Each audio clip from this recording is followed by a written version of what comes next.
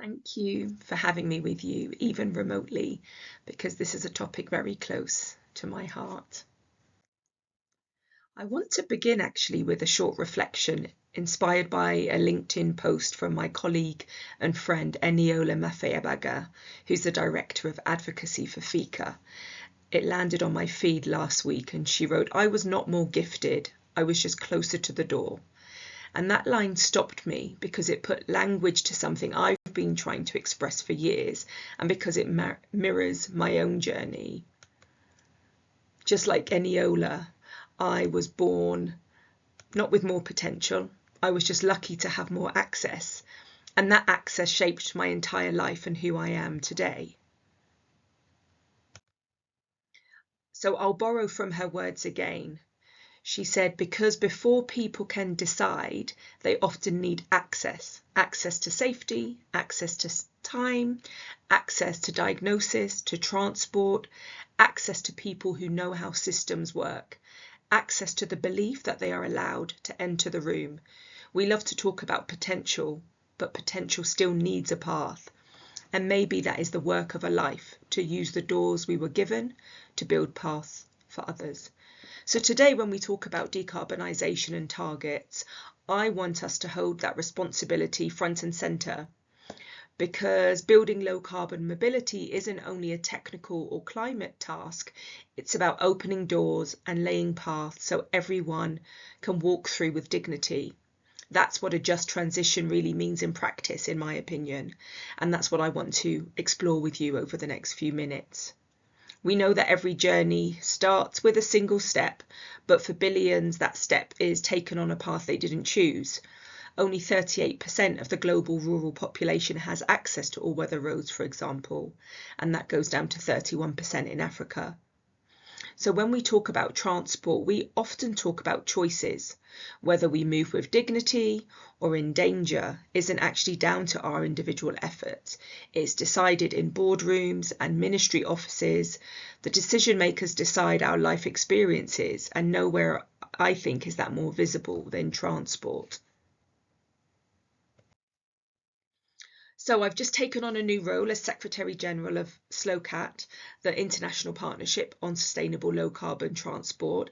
And I like to see us as the glue of the sustainable transport movement, a partnership with over 100 organisations ranging from grassroots advocates, NGOs, multilateral development banks, UN agencies, and we're very much a coalition. We're a knowledge hub, we're convening, we're doing advocacy, and most importantly, I see ourselves as an implementation accelerator. So our mission is simple but also massive, to ensure that the transition to low carbon and sustainable transport is a just transition that protects both people and planet.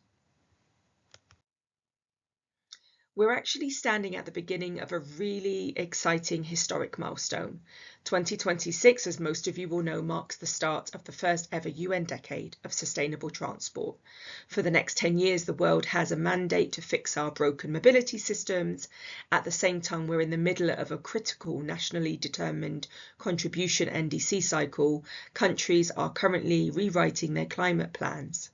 This is our chance as a transport community to anchor transport as a non-negotiable pillar of climate action that puts people first.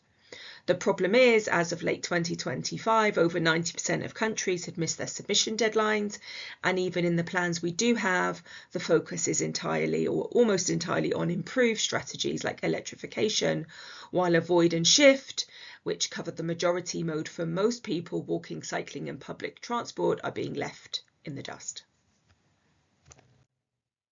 We're also heading towards COP31 in Turkey, and this COP has 7 priorities, and transport is connected, underpins, intersects with all of them in some way, from enabling zero waste logistics and electrified urban freight to powering clean mobility via grid upgrades to shaping resilient cities, which must put people first.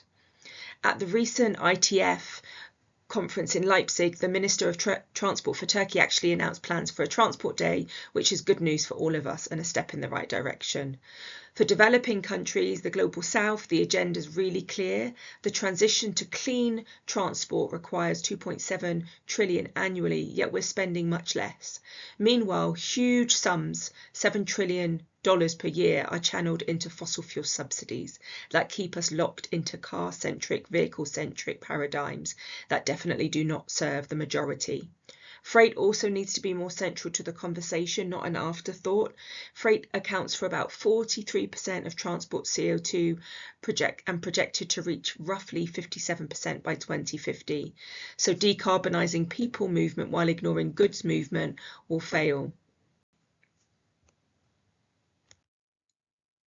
So let's talk about the people who are already the masses using low emission modes.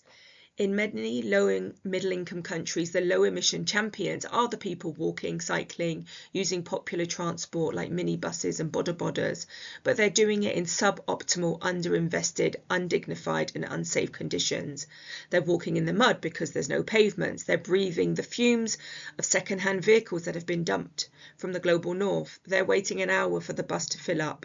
The fare might double when it rains. Is there a conflict between the climate agenda and the social inclusion agenda? Some say yes, that we can't afford both or prioritise both, but I say they're exactly the same agenda, because if we provide safe, shaded, dignified walkways, we're not just reducing emissions by modal shift, we're giving people back their time, their health and their dignity. As a transport community, I see really this moment, the next step, as the need for us to lobby for a unified global goal for transport, a single clear ambition that policymakers, finance ministers, city leaders, NGOs, we can all rally behind. The goal has to focus on transport as an economic multiplier, not just a climate cost.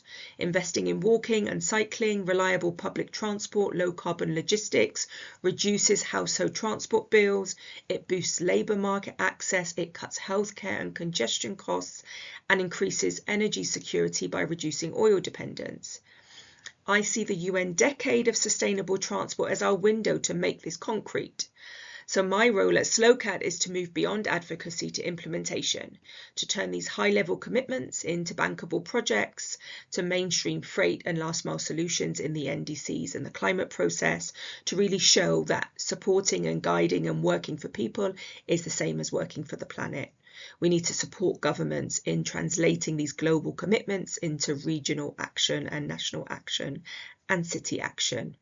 And the momentum started at COP30, for example. There was a Chile-led 11-country declaration which gave us a tangible commitment already to cut transport energy demand by 25% by 2035, with 1/3 of that coming from renewables and sustainable sources.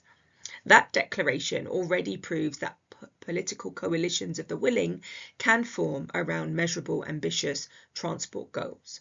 Just last week, I was at the International Transport Forum ITF Summit, where all the transport ministers come together, and I was in multiple ministerials and government meetings where the global goal was supported. The Global Transport Declaration from COP30 was backed, and there was a clear consensus on the need to move towards vision-based planning. What's the future that governments want? What are the shared outcomes that cut across government sectors? Our job is now to scale that momentum into a unified global goal for transport, one that integrates people-centred access, freight decarbonisation and financing pathways, reduction in energy demand and cleaning up what's left through renewable energy sources, along with measurable targets so the next generation can have access to transport systems with dignity, not danger. So that's our path to build. We cannot have a traditional Q&A, sadly, as I'm not with you in person, but my email's on here and I'm on LinkedIn. So please reach out and let's talk about how the work that you're doing and the work that we're doing can work together to move the transport future to one that we want. Thank you.